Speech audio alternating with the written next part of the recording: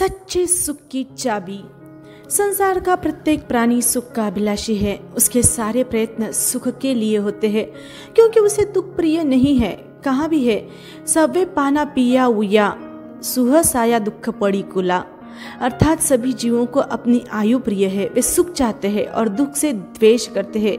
आचारांग सूत्र के अध्ययन 2 में यह वर्णन आता है। फिर भी आज तक मानव यानी प्राणी सुखी क्यों नहीं हो पाया, इस पर चिंतन करने की आवश्यकता है।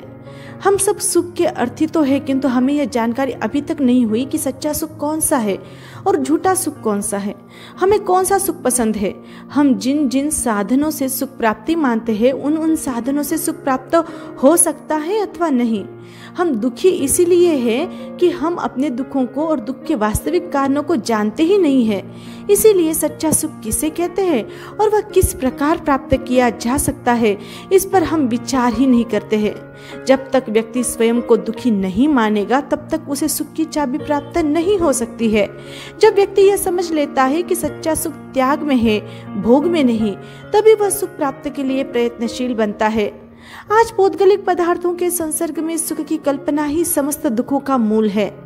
आज दिन तक जितने भी त्यागी, तपस्वी, महापुरुष हुए हैं, उन सभी ने यह जाना और माना कि पौद्गलिक पदार्थों के संसर्ग से सच्चा सुख कदापि प्राप्त नहीं हो सकता।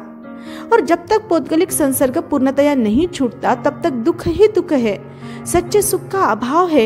इस प्रकार सच्चे सुख की चाबी को उन्होंने पहचान ली, उस पर उनकी अटूट श्रद्धा बैठ गई। इसीलिए वे महापुरुष 6 खंडों का राज्य वैभव, क्षति रिद्धि सिद्धि और अनुकूल स्वजनों का त्याग करके तथा देह की सुकोमलता की परवाह किए बिना सब झंझटों को छोड़कर अहिंसा, संयम और तप के राजमार्ग पर आरूढ़ हो गए और सच्चे सुख की चाबी का उचित उपयोग करने के लिए जीवन भर के लिए तत्पर हो गए। यदि पौद्गलिक संसर्ग में उन्हें सुख दिखाई दिया होता तो वे इतना त्याग कदापि नहीं करते। इतना वैभव होते हुए भी उन्हें पौद्गलिक संसर्ग में दुख दिखाई दिया, अतः वे सुखी बने। हमें पौद्गलिक पदार्थों के संसर्ग में सुख दिखाई देता है, अतः हम दुखी हैं। जब तक पौद्गलिक पदार्थों का संसर्ग और पौद्गलिक सुखों की आशा नहीं छूटेगी, तब तक संसार छूटेगा नहीं, और संसार छूटे बिना दुख विहीन संपूर्ण और शाश्वत सुख प्राप्त होने वाला नहीं है। इसीलिए ज्ञानी जन फरमाते हैं कि पौद्गलिक संसर्ग की, पौद्गलिक सुख की आशा के दुख को जो दूर कर सकता है, उसे ही मोक्ष का शाश्वत और सच्चा सुख प्राप्त होता है। संसार में रहते हुए भी यदि सुख की झलक देखनी हो, सच्चे सुख का तनिक भी अनुभव करना हो, तो पौद्गलिक संसर्गों से प्राप्त होने वाले सुख की कल्पना त्याग देनी चाहिए और पौद्गलिक आशाओं को कम कर देना चाहिए। जो जो हम पौद्गलिक आशाओं का त्याग करेंगे, त्यों त्यों दुख का नाश और सुख का अनुभव हुए बिना नहीं रहेगा। किंतु जब तक हमारी यह मान्यता नहीं मिटेगी कि पौद्गलिक संसर्ग सुख का कारण है, तब तक पौद्गलिक आशाओं का वास्तविक त्याग संभव नहीं है। पौद्गलिक आशाएं ही जीव को रुलाती है। आशाओं का साम्राज्य विशाल है। किसी व्यापारी को अगर लाभ हो जाए तो व्यापार में हुए परिश्रम की थकावट उतर जाती है।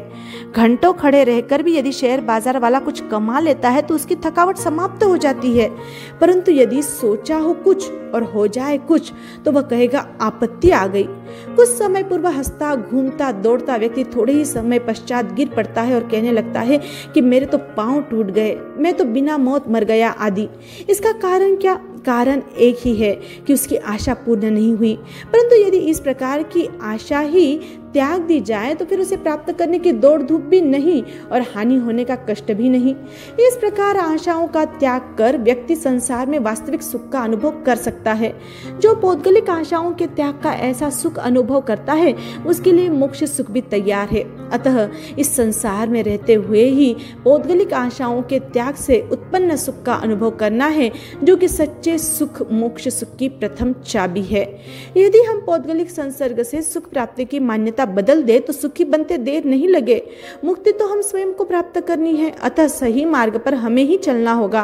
परमात्मा ने तो सुख का मार्ग बता दिया, अब उस मार्ग पर चलना हमारा काम है। परमात्मा तो दर्पण के समान है। दर्पण अपनी निर्मलता के कारण उसमें देखने वाले को उस पर लगा दाग उसे बता देता है। दाग धोने का कार्य देखने वाले का है, दर्पण का नहीं। उसी प्रकार तीर्थंकर प्रभु तो सुखी बनने का मार्ग बताते हैं, परंतु उस मार्ग को जीवन में उतारना अपना कार्य है। यह कब संभव होगा? जब हमारा अंतर पौद्गलिक आशाओं की विडंबना से मुक्त होगा। जय आनंद।